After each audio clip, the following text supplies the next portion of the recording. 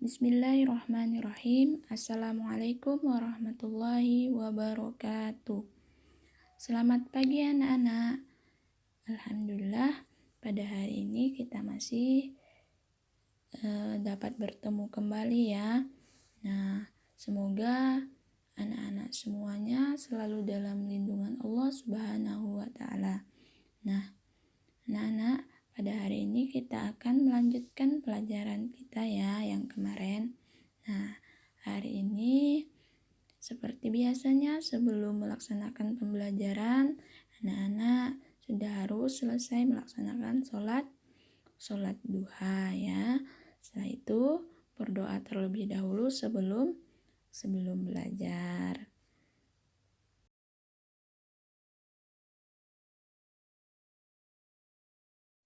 Nah, baiklah anak-anak, pada hari ini kita akan belajar tentang panca indera. Ada yang tahu panca indera kita ada berapa? Ya, panca indera kita ada 5. Nah, yang pertama itu ada hidung. Nah, ini gambar hidung ya. Nah, kegunaan hidung ini gunanya untuk mencium.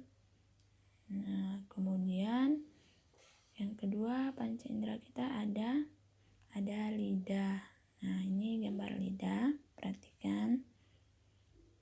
Nah, lidah ini berguna untuk merasa atau mengecap. Nah, untuk mengecap rasa, misalnya rasa manis, rasa asin, rasa pahit. Nah, itulah kegunaan lidah. Kemudian telinga. Nah, pasti sudah tahu semua kan, telinga itu gunanya untuk mendengar. Nah, telinga itu gunanya untuk mendengar. Nah, kemudian yang keempat itu ada mata. Nah, Ustazah yakin anak-anak semua sudah tahu mata itu gunanya untuk melihat ya. Mata gunanya untuk melihat. Dan yang terakhir itu adalah kulit. Nah, kulit ini gunanya untuk meraba. Nah, ini kulit gunanya untuk meraba atau memegang sesuatu tangan. Nah, tadi ada 5 panca indera kan? Nah, ada mata, ada hidung, ada telinga, ada kulit, kemudian ada lidah. Nah, anak soleh itu dapat menggunakan panca indera dengan baik. Nah, untuk hal-hal yang bermanfaat, hal-hal yang baik. Nah, dengan panca indera kita juga kita bisa mengenal benda-benda yang ada di sekitar kita. Nah, anak soleh dan soleha senantiasa bersyukur atas nikmat yang telah Allah berikan. Nah, ya, kita harus bersyukur. Nah, telah diberikan nikmat yang luar biasa oleh Allah. Nah, kita sudah memiliki 5 panca indera yang sempurna, ya kan? Yang bisa digunakan dengan baik. Nah, itu wajib kita syukuri. Nah, seperti itu ya, anak-anak.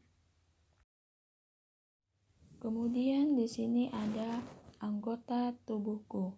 Nah, kita perhatikan yang pertama itu ada gambar Salman sedang membaca buku. Nah, jadi kata Salman, tubuhku.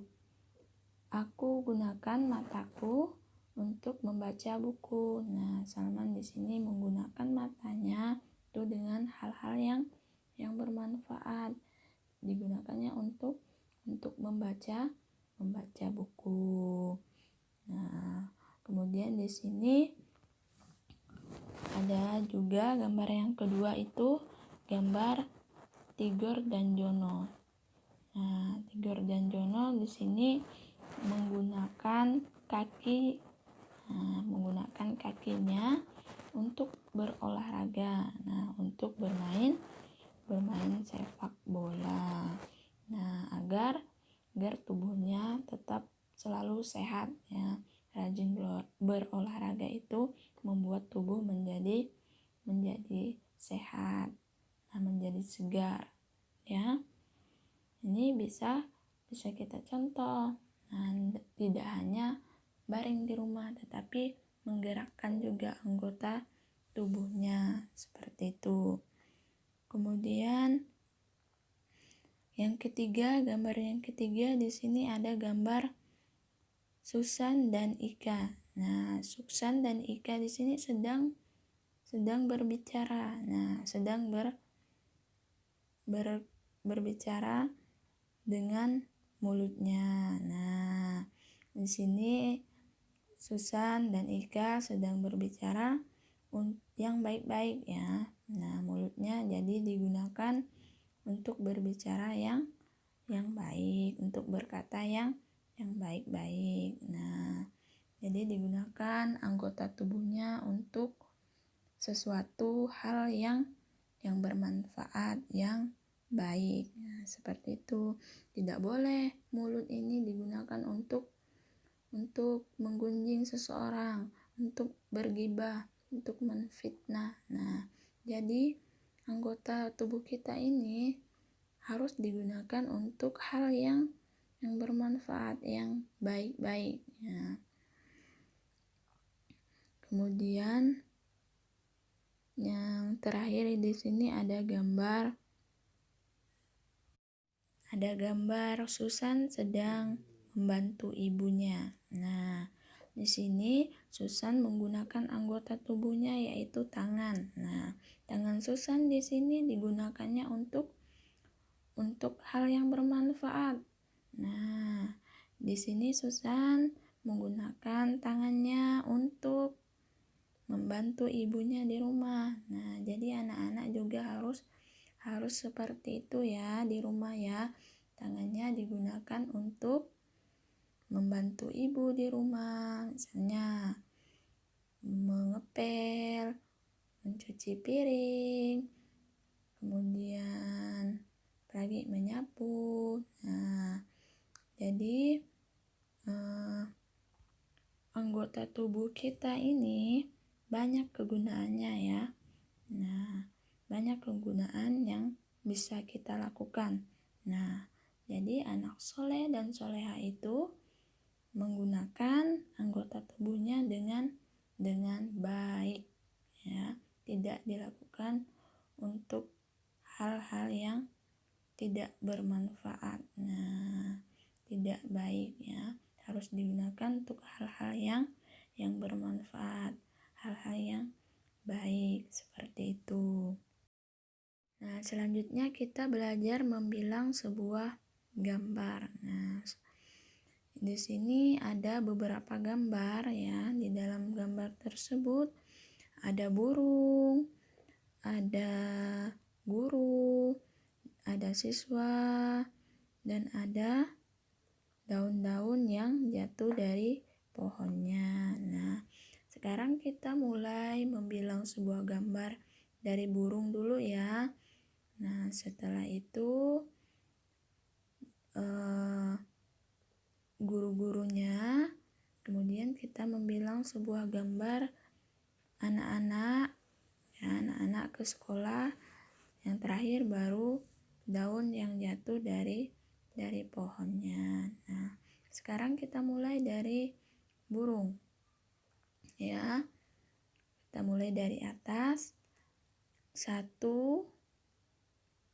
2, 3, 4, 5, 6, 7, 8.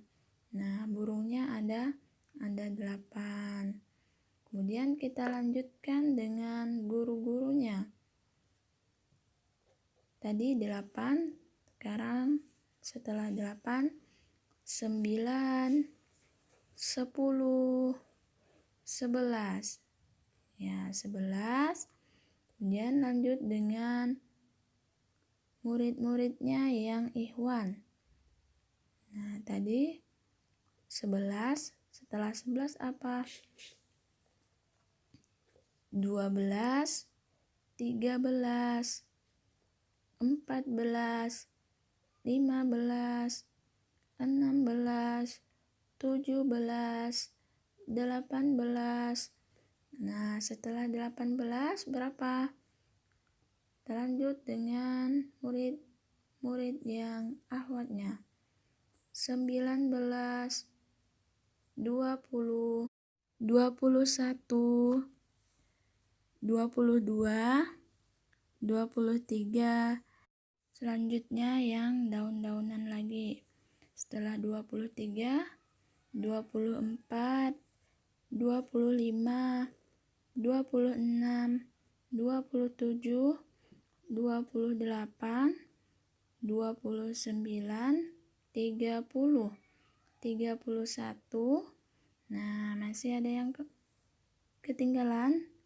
Ya, ini satu ketinggalan, ada bola belum terhitung.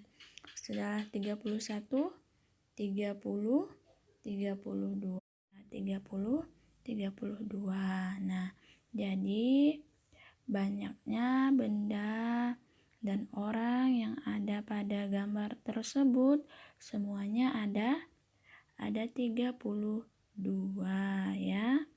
Nah, kita tuliskan lambang bilangan 32 itu seperti apa? Nah, perhatikan. Seperti ini gambar lambang bilangan 32. Nah, jadi anak-anak sekarang sudah bisa kan membilang sebuah gambar. Nah, sekarang kita belajar menebalkan nama dan lambang bilangan. Nah, jadi nanti tugas anak-anak Ustazah akan berikan untuk menebalkan sebuah lambang dan nama bilangannya. Ya, nanti untuk pekan depan Ustazah akan berikan latihan untuk menebalkan sebuah lambang dan nama bilangan. Nah, seperti gambar yang ada di bawah ini. Ya. Jadi cukup sampai di sini dulu ya anak-anak pembelajaran kita pada hari ini. Nah, semoga dapat dipahami, semoga bermanfaat untuk kita semua ya. Nah, Ustazah akhiri. Assalamualaikum warahmatullahi wabarakatuh.